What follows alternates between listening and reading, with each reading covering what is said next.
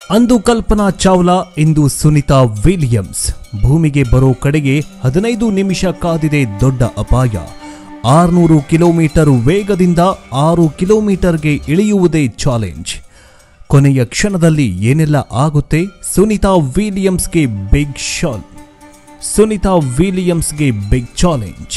Video ಶುರು ಮಾಡೋದಕ್ಕಿಂತ ಮುಂಚೆ 9 ತಿಂಗಳು ಬಾಹ್ಯಾಕಾಶದಲ್ಲಿ ಇದ್ದು ಮರಳಿ ಬರ್ತಾ ಇರುವ ಸುನಿತಾ ವಿಲಿಯಮ್ಸ್ ಕಡೆ ಕ್ಷಣದಲ್ಲಿ ಏನು ಆಗದೇ ಇರಲಿ ಅಂತ ದೇವರಲ್ಲಿ ಪ್ರಾರ್ಥಿಸಿ. ಹಾಗೂ ಸುನಿತಾ ವಿಲಿಯಮ್ಸ್ ಸಾಧನೆಗೆ ಈ ವಿಡಿಯೋಗೆ ಒಂದು ಲೈಕ್ ಕೊಟ್ಟು ನಿಮ್ಮದೊಂದು ಮೆಚ್ಚುಗೆ ಇರಲಿ. ಸುನಿತಾ ವಿಲಿಯಮ್ಸ್ ಸದ್ಯ ಎಲ್ಲೆಡೆ ಸದ್ದು ಮಾಡ್ತಾ ಇರುವ ಹೆಸರಿದು. ಭಾರತ ಮೂಲದ ಸುನಿತಾ ವಿಲಿಯಮ್ಸ್ ಸೇರಿ 4 ಗಗನಯಾತ್ರಿಗಳು ಅಂತಾರಾಷ್ಟ್ರೀಯ ಬಾಹ್ಯಾಕಾಶ ನಿಲ್ದಾಣವನ್ನ ಬಿಟ್ಟು ಭೂಮಿಯತ್ತ ಪ್ರಯಾಣ ಬೆಳೆಸಿದ್ದಾರೆ. ಎಲಾನ್ ಮಸ್ಕ್ ಅವರ ಸ್ಪೇಸ್ಎಕ್ಸ್ ಕ್ರೂ ಡ್ರ್ಯಾಗನ್ ನೌಕೆ ಮೂಲಕ ಸುನಿತಾ ವಿಲಿಯಮ್ಸ್, ಬುಚ್ ವಿಲ್ಮೋರ್ ಭೂಮಿಯತ್ತ ವಾಪಸ್ಸಾಗ್ತಿದ್ದಾರೆ. ಅಮೆರಿಕ ಗಗನಯಾತ್ರಿ ನಿಕ್ ಹೇಗ್ ಮತ್ತು ರಷ್ಯಾದ ಗಗನಯಾತ್ರಿ ಅಲೆಕ್ಸಾಂಡರ್ ಗೊರ್ಬೊನೋವ್ ವಾಪಸ್ಸಾಗ್ತಿದ್ದಾರೆ. 4 ಗಗನಯಾತ್ರಿಗಳನ್ನು ಹೊತ್ತು ಬರ್ತಾ ಇರುವ ಸ್ಪೇಸ್ಎಕ್ಸ್ ಕ್ರೂ ಡ್ರ್ಯಾಗನ್ ನೌಕೆ ಈಗಾಗಲೇ ಸೂಕ್ಷ್ಮ ಹಂತವನ್ನ ದಾಟಿದೆ. ಅಪ್ರೋಚ್ ವಿಲಿಪ್ಸೈಡ್ ಅನ್ನೋ ಸೂಕ್ಷ್ಮ ಗಡಿಯನ್ನ ಡ್ರ್ಯಾಗನ್ ಸ್ಪೇಸ್ ಕ್ರಾಫ್ಟ್ ದಾಟಿದೆ. ಇದರಿಂದ ಅತಿದೊಡ್ಡ ಸಮಸ್ಯೆಯಿಂದ ಗಗನಯಾತ್ರಿಗಳು ಪಾರಾಗಿದ್ದಾರೆ. ಆದರೆ ಈಗ ಮುಂದೆ ಒಂದು ದೊಡ್ಡ ಚಾಲೆಂಜ್ ಎದುರಾಗಿದೆ.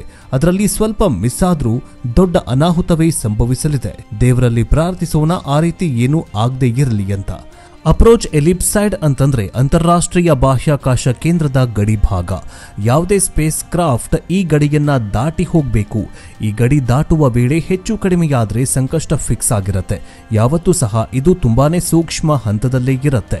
ಸದ್ಯ ಈ ಕಾಲ್ಪನಿಕ ಗಡಿಯನ್ನ ಡ್ರ್ಯಾಗನ್ ಫ್ರೀಡಮ್ ದಾಟಿ ಮುಂದೆ ಬಂದಿದೆ. ಇನ್ನು ಕೊನೆಯ 56 ನಿಮಿಷ ಇದೆಯಲ್ಲ, ಅದು ನಿಜಕ್ಕೂ big challenge. Dragon freedom space ಕ್ರಾಫ್ಟ್ನಲ್ಲಿ ಸುನಿತಾ ವಿಲಿಯಮ್ಸ್ ತಂಡ ಭೂಮಿಗೆ ಬರೋ ಮುಂಚೆಯೇ 56 ನಿಮಿಷ ತುಂಬಾ ಮುಖ್ಯವಾಗಿರುತ್ತೆ. ಯಾಕಂದ್ರೆ ಕೊನೆಯ 56 ನಿಮಿಷದಲ್ಲಿ ಡ್ರ್ಯಾಗನ್ ಭೂಕಕ್ಷೆಯ ಒಳಗೆ ತನ್ನ ಸಂಚಾರ ಆರಂಭ ಮಾಡುತ್ತೆ. ಡ್ರ್ಯಾಗನ್ ವೇಗ ಭೂಮಿಗೆ 600 ಕಿಲೋಮೀಟರ್ ವೇಗದಲ್ಲಿ ಬರ್ತಾ ಇರುತ್ತೆ. ಡ್ರ್ಯಾಗನ್ ವೇಗವನ್ನ 600 ಕಿಲೋಮೀಟರ್ ನಿಂದ 6 ಕಿಲೋಮೀಟರ್ ವರೆಗೆ ಇಳಿಸಬೇಕಾಗತ್ತೆ. ಇಲ್ಲಿ ಸೋಲಾರ್ ಶೀಲ್ಡ್ ಬಗ್ಗೆಯೂ ಹೆಚ್ಚಿನ ಗಮನ ವಹಿಸಬೇಕಾಗತ್ತೆ. ಹೀಗೆ ಬಂದ ಡ್ರ್ಯಾಗನ್ ತಾನು ಇಳಿಯೋ 2 ಸ್ಥಳವನ್ನ ಗುರುತಿಸಿ ಆ ಸ್ಥಳದಲ್ಲಿಗೆ ಇಳಿಯಬೇಕು.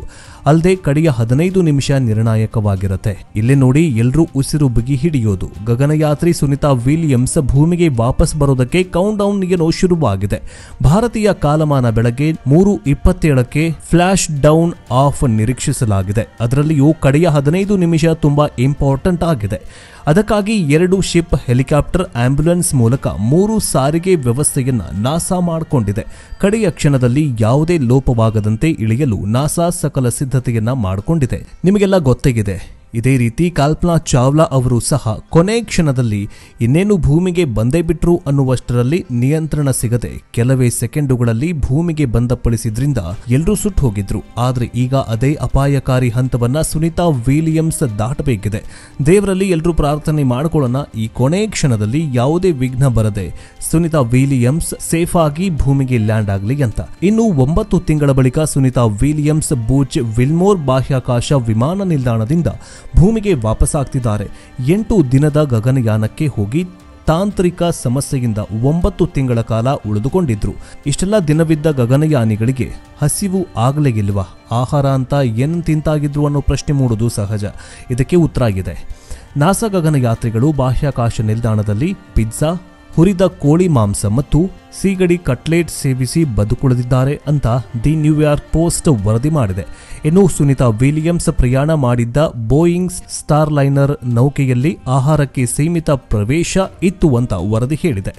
ವರದಿಯ ಪ್ರಕಾರ ಇವರು ತಿನ್ನಲು ಹಲವು ರೀತಿಯ ಭಕ್ಷ್ಯಗಳನ್ನು ತೆಗೆದುಕೊಂಡು ಹೋಗಿದ್ರು. ಹಾಲಿನ ಪುಡಿಯೊಂದಿಗೆ ಧಾನ್ಯಗಳು, ಪಿಜ್ಜಾ, ಹುರಿದ ಕೋಳಿ ಮಾಂಸ, ಪಿಜ್ಜಾ, ಟ್ಯೂನ್ ಮೀನುಗಳು ಸೇರಿದ್ದವು. ಜೊತೆಗೆ ಪ್ರೋಟೀನ್ ಸೇರಿದಂತೆ ಇತರೆ ಮಾತ್ರೆಗಳು.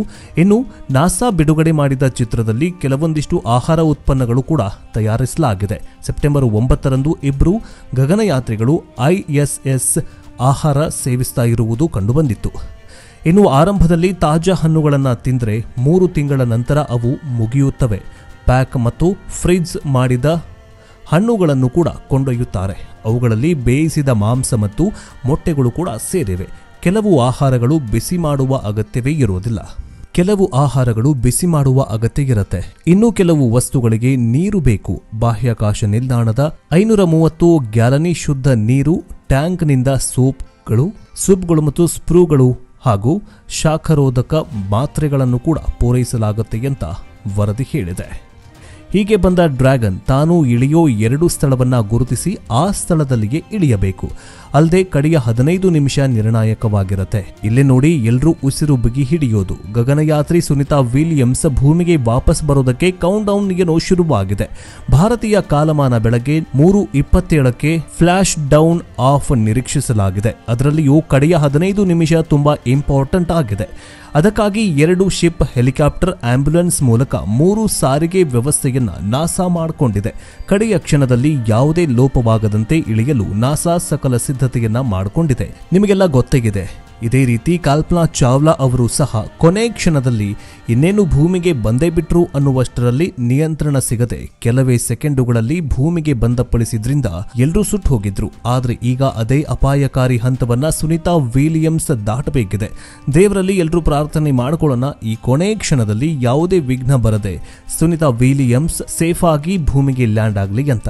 ಇನ್ನು 9 ತಿಂಗಳ ಬಳಿಕ ಸುನಿತಾ ವಿಲಿಯಮ್ಸ್ ಬೂಚ್ ವಿಲ್ಮೋರ್ ಬಾಹ್ಯಾಕಾಶ ವಿಮಾನ ನಿಲ್ದಾಣದಿಂದ ಭೂಮಿಗೆ ವಾಪಸ್ಸಾಗ್ತಿದ್ದಾರೆ. 8 ದಿನದ ಗಗನಯಾನಕ್ಕೆ ಹೋಗಿ ತಾಂತ್ರಿಕ ಸಮಸ್ಯೆಯಿಂದ 9 ತಿಂಗಳ ಕಾಲ ಉಳಿದುಕೊಂಡಿದ್ರು. ಇಷ್ಟೆಲ್ಲ ದಿನವಿದ್ದ ಗಗನಯಾನಿಗಳಿಗೆ ಹಸಿವು ಆಗಲೇ ಇಲ್ವಾ? ಆಹಾರ ಅಂತ ಏನು ತಿಂತಾಗಿದ್ರು ಅನ್ನೋ ಪ್ರಶ್ನೆ ಮೂಡೋದು ಸಹಜ. ಇದಕ್ಕೆ ಉತ್ತರ ಆಗಿದೆ.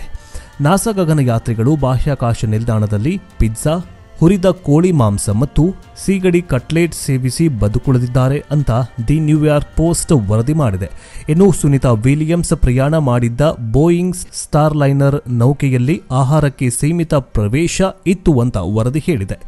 ವರದಿಯ ಪ್ರಕಾರ ಇವರು ತಿನ್ನಲು ಹಲವು ರೀತಿಯ ಭಕ್ಷ್ಯಗಳನ್ನು ತೆಗೆದುಕೊಂಡು ಹೋಗಿದ್ರು. ಹಾಲಿನ ಪುಡಿಯೊಂದಿಗೆ ಧಾನ್ಯಗಳು, ಪಿಜ್ಜಾ, ಹುರಿದ ಕೋಳಿ ಮಾಂಸ, ಪಿಜ್ಜಾ, ಟ್ಯೂನ್ ಮೀನುಗಳು ಸೇರಿದ್ದವು. ಜೊತೆಗೆ ಪ್ರೋಟೀನ್ ಸೇರಿದಂತೆ ಇತರೆ ಮಾತ್ರೆಗಳು. ಇನ್ನು ನಾಸಾ ಬಿಡುಗಡೆ ಮಾಡಿದ ಚಿತ್ರದಲ್ಲಿ ಕೆಲವೊಂದಿಷ್ಟು ಆಹಾರ ಉತ್ಪನ್ನಗಳು ಕೂಡ ತಯಾರಿಸಲಾಗಿದೆ. ಸೆಪ್ಟೆಂಬರ್ 9ರಂದು ಇಬ್ಬರು ಗಗನಯಾತ್ರಿಗಳು ISS ಆಹಾರ ಸೇವಿಸ್ತಾ ಇರುವುದು ಕಂಡುಬಂದಿತ್ತು. ಇನ್ನು ಆರಂಭದಲ್ಲಿ ತಾಜಾ ಹಣ್ಣುಗಳನ್ನು ತಿಂದರೆ 3 ತಿಂಗಳ ನಂತರ ಅವು ಮುಗಿಯುತ್ತವೆ. ಪ್ಯಾಕ್ ಮತ್ತು ಫ್ರಿಜ್ ಮಾಡಿದ ಹಣ್ಣುಗಳನ್ನು ಕೂಡ ಕೊಂಡೊಯ್ಯುತ್ತಾರೆ. ಅವುಗಳಲ್ಲಿ ಬೇಯಿಸಿದ ಮಾಂಸ ಮತ್ತು ಮೊಟ್ಟೆಗಳು ಕೂಡ ಸೇರಿವೆ. ಕೆಲವು ಆಹಾರಗಳು ಬಿಸಿ ಮಾಡುವ ಅಗತ್ಯವೇ ಇರೋದಿಲ್ಲ. ಕೆಲವು ಆಹಾರಗಳು ಬಿಸಿ ಮಾಡುವ ಅಗತ್ಯ ಇರುತ್ತೆ. ಇನ್ನು ಕೆಲವು ವಸ್ತುಗಳಿಗೆ ನೀರು ಬೇಕು. ಬಾಹ್ಯಾಕಾಶ ನಿಲ್ದಾಣದ 530 ಗ್ಯಾಲನಿ ಶುದ್ಧ ನೀರು ಟ್ಯಾಂಕ್ನಿಂದ ಸೂಪ್ಗಳು ಮತ್ತು ಸ್ಪ್ರೂಗಳು ಹಾಗೂ ಶಾಖರೋಧಕ ಮಾತ್ರೆಗಳನ್ನು ಕೂಡ ಪೂರೈಸಲಾಗುತ್ತೆ ಅಂತ ವರದಿ ಹೇಳಿದೆ.